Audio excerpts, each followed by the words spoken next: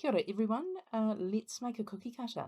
Now a lot of you are wanting to make unique cookie cutters, so to do that you need an image and you're going to need to trace it and then create an outline. So here is a way that we can do it. Now I've already found an image. A lot of you I know are wanting to make a hibiscus shaped cookie cutter, so in a moment when my laptop catches up with itself, my desktop might be revealed. Maybe not. Oh, there we go. Right, I've found my image, so I'm going to drag that onto my artboard. Now, I get this dialog box, I'm just going to click OK. And I will wait patiently. There we go. And now I'm going to full size my screen. And what I can see here is that this hibiscus is massive. It's way bigger than my page, my artboard. So I need to shrink the image. So I'm just using the sliders to find the corner. There it is. Now we can see they've got expand and shrink buttons. If I click on the image, I can get the rotate button, which we're not interested at the moment. So I've got that. I'm just going to move it up a bit. Now I want to keep the same dimensions. So as I move this arrow, I'm going to put my finger on the control, and so it's going to keep the dimensions. So it is shrinking, but it's a massive image, so I now need to go from the bottom corner. Again, finger on control. There we go. Right, it's now fitting my document, which, by the way, we should have checked the size. If you go File, Document Properties, that's what you generally do at the very beginning before you do anything, but it is a default of A4, which is what I'm after, and it obviously is portrait. So there we go. Okay, we want to make a tracing of this, and we're going to use the Bezier pen, but we need to make a layer. It's like putting a piece of tracing paper on top. Now on the right hand side, where it says layers and objects, I'm going to click, and it brings us to this screen here, and there's a very tiny little plus, add layer, and we'll give it a name, my drawing, and it says it's going to put it above the image, which is just what we want, so we can trace it, add, and now you can see that that is what's highlighted over here, so we can go over to the left hand menu, and we're looking for the pen tool. So it looks like a little nib, and it says pen tool, draw Bezier curves and straight lines. So I'll click onto that, and now you can see it looks like a little nib on the screen, and I can run around. It's got a little plus, so I can add nodes. So I'm going to do this reasonably quickly and talk at the same time. Now the lines are getting created in red, so you might be able to see them, might not, but what the key thing is whenever the curve changes, add a point. And what you'll know or see very soon is it's straight lines, it's not curves at all yet, but we're going to use a tool that can change straight lines into curves between the points. So almost there. It's kind of like a game, trying to use as few as possible. Now this is the key thing. I need to put that final point on top of, and it's highlighted, the first one, and there we go. So it's filled my shape, and that's ideal. It's really important that we have a complete shape. Now if I, on the right hand side, go to layer 1 and over towards the edge, we can see a little eye. If we click that, it makes the image well, not disappear, but it stops it from being shown. You can now see what we've got. So this is quite angular, so we need to alter that. So back to the right hand side, I'm going to the arrow, which is the selector tool, and I'm going to double click on the shape, and it brings up all these little dots. They're the nodes. And what we're going to do is, with that, you can now see that the menu at the top has changed, and we're going to use, see the little curvy things with little pink dots. We're going to use the second one, which if I hover, says make selected nodes smooth. So I'm going to select sort of chunks of them. So you can see what I'm doing there. So I've got the top ones, and you can see they've changed colour, so they're selected. I'm using that second, make node smooth, and do another lot. Boop. Yeah, it's good. Do another lot. Oh yeah, got that. Oh yeah, got that. And I'm making sure that I leave those sharp corners that I want. I'm not making those smooth. Alright, now I've missed one, so I can just grab that one there, and that's my last petal. Cool. If I click off it, so we can now see I've got curves. Beaut. Right, what do we need to do now? We need to make a copy of this because we want eventually to create an outline. So I've just clicked on it, but actually I need to use the selector tool. So do that. Finger on Control to make it smaller. Control C or Command if you're on a Mac, and Control V, and I'm just going to use my arrows. There we go. And that one, so I've got a copy, it's the exact same size and shape, so I've just changed the colour so it's nice and obvious. I want to make that a bit smaller, so I'm going to go Control, use its little arrows, and now what I'm going to do, I'm going to use the Align tool, because so I've just selected them both, so I ran my cursor from the top right down to the bottom, and now I'm going to go to the Object menu, and right at the very bottom I've got Align and Distribute. So if I click Align, that's given us this tool over here on the right. We've got the ability to do a bit of lining up. So this the top layer, or top line of Align is vertical. So I'm choosing the one in the middle, so it lines it up to the middle, and then the bottom layer or bottom line here is lining the horizontal. So I'm going to choose middle again.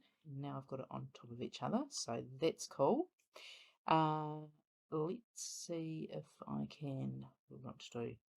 I just want to make the screen a bit bigger so you can see what I've done.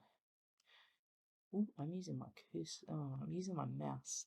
When you're on a mouse, you've got that little bit in the middle, scroll wheel, and if you hold it down and you can change the shape. I'm not doing it very well though, but it has got bigger. Right, so jumped off it. So what I can see is, yeah, the Align is all sorts of different shapes and sizes. So I am going to, now my InkScape's not responding currently, so that's going to be a bit of a pain. I might just pause until it remembers what it's doing. Back again. Alrighty, let's see, if I click on, let's go back to layers. So let's, arrows, select both. Oh, maybe we need to go back to layout, layers and objects. Right, brings that up again. Cool. Now, oh yes. So I don't know if you noticed what I was doing there, but on the My Drawing, I've got path 1, that's the big blue hibiscus, and path 2, that is the green one. That's the one we're after, so I'm going to double click on that, and it brings up its nodes. Now, all I'm going to do is move these nodes about. Oops. Remember Control Z if you do something you don't like. And get it so it looks sort of nice and even. Yeah, so, didn't like that. Move that. Oh, what's over there? Yeah, it's better. Now I'll move that one. Move that. And I can add nodes if I want. Right, that's all coming together. Oh, and the other thing, when you move these nodes, see how it's got these, we call them handles. Oh, I just moved that one. I can move that around also to alter the curve. So I'm aiming at moving the little squares, which are the nodes, and the little circles are the handles. Alright, so that's all looking pretty good. And then what we're going to do, there's the handle then, and I've moved the node a bit. Cool. Oops. Control Z. Control Z is my favourite. It's going to keep the curves. We're just able to make it outline. Now, we could probably do exactly the same thing by using stroke. And it's fun. So I think this is really good learning for you. Well, for us all. Right, how does that look? Might make that a bit more.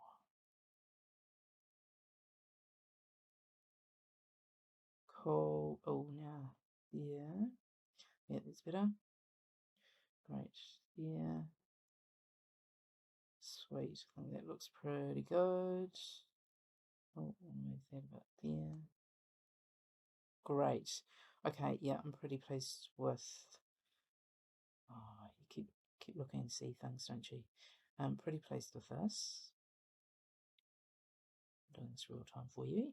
All right, so I'm on my drawings highlighted.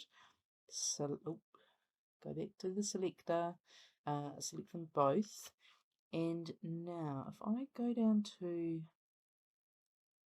its path, I could go difference. I'm going to cut out the middle. Bang.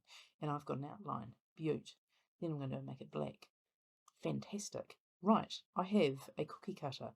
That should work. Ooh, that one I didn't like.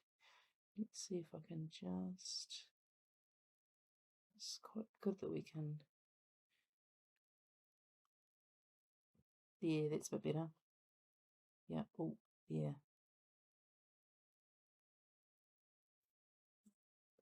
Right, okay. Back in a moment. Okay, so now it is time to save our diagram. So File, Save As. We want an SVG file. I'm going to call it when the, there we go, I'm going to call it flower. And indeed it is an SVG. So, and it's saved to my desktop. That's important. I want to know where I'm going to collect it from. Cool, right, minimize that. Oh, a lot of thinking. Sorry, there's a fair bit of this that you're getting in real time as my laptop, not responding, catches up with itself. Perhaps I'm going to hit pause. Oh no, there we go. Oh, all those. Don't want that one. Come on. Close. Anytime. Right. Oh gosh, there's another one. Right, let's just go. Brought up Chrome. I have already created a workspace, and I've given it a name, Cookie Cutter. Let's add to that. Let's put flower at the beginning.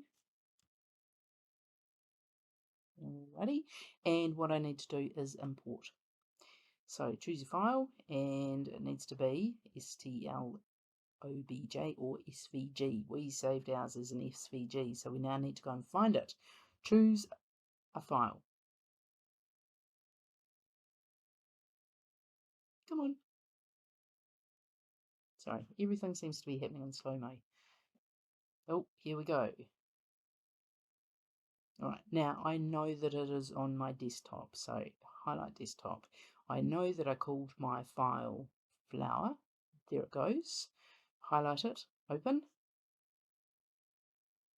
And in a moment, I've got this, I can just, import, that's fine. So the scale is 100, so I can, and the dimensions are that 297 by 210, those are millimeters. That is the size of a A4 piece of paper. So it's going to be big on our work plane. That's okay. We can get the ruler out and alter it to a size that will work for us. So just importing, it does take a moment or two. Oh, there we go. The elements that I've removed, but hey, that looks pretty good. So here's the ruler. I'm going to pop that on, and then I'm just going to select part of it, and actually that's not too bad. So horizontally 76 millimeters, and vertically it's 79 millimeters. So that's sort of about 7 centimeters by 8 centimeters. That's actually not that bad. I probably want to make it a bit smaller. I'm going to put my finger on control, and here we go. 65 for a cookie, still quite big. Let's make them about 60. I reckon that looks okay. Let's go top view. Oops. Away ruler. Ruler. Off you go. Here we go. That's gone. Top. Right, there's my top view. So, yep, that looks good. Oh, I better check out the height. So, grab that ruler back. And the height, here it is, it's 10 millimeters, 1 centimeter. Now, if this is just going to be a cookie cutter, so there's not going to be an imprint, I want to make that a bit taller. So let's maybe make it 20 millimeters. And I think we have got ourselves a really cool flower cookie cutter. And the bit that you don't see, or that you don't see me do, is I would then export that, choose STL. So that's on its way. I am going to open up the Bamboo Studio program, and this is going to allow us to get this design ready for 3D printing on the Bamboo S15, no, 5, yeah, S15 printer. Right, so we've got that's on its way. Sorry, this is all so slow. Come on, come on. Yeah, there we go. Get rid of that. We'll hit prepare. So here I've got my plate. If I go to File Explorer, it's downloaded that file, so it will be in my downloads. So I can jump into here. And there it is, my flower cookie cutter. Cool, looks good. Then I'm going to slice the plate. And this is good. I don't need to give it any supports because it's all on top of each other. Then on this print plate, I'm going to export plate sliced file, and I'll just leave that on my desktop, and then I transfer that onto a memory card into the 3D printer and print. Awesome. Cool. There you go. Have fun.